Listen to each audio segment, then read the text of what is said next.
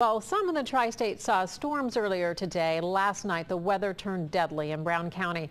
That is where a flash flood swept away a mobile home and the family living inside.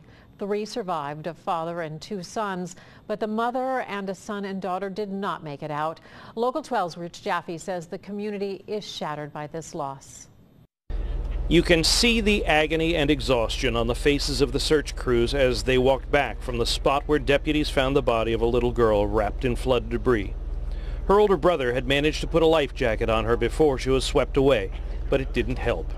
It's kind of a bad feeling that you couldn't get them all out, but sometimes you can't, sometimes you can. It's just a terrible circumstance all the way around. So It's a tough lesson at 16. Yep. At 11 o'clock Saturday night, the family's mobile home was sitting here.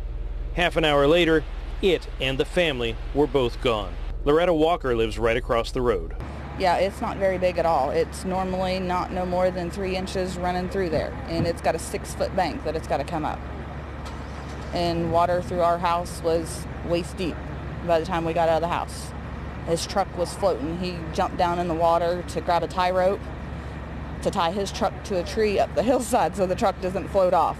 While Red Oak Creek is still running hard, the people who live around here say they have never seen it run like it did last night. And the rain that ended up here started uphill in Georgetown. There was 2 feet of water coming down the hill. It actually swept one of Georgetown's firefighters away. He was able to grab hold of a hose and secure himself. There was a vehicle that was swept in that 2 feet of water coming down the hill that actually was swept into Georgetown's fire truck. So it was a massive amount of water in a short period of time. The family members who survived were found clinging to trees in Red Oak Creek. It's the same stream that became a death trap for the other 3 family members. In Ripley, Rich Jaffe, Local 12 News. The father was taken to UC Medical Center to be treated for minor injuries. The 2 boys were taken to Children's Hospital for treatment.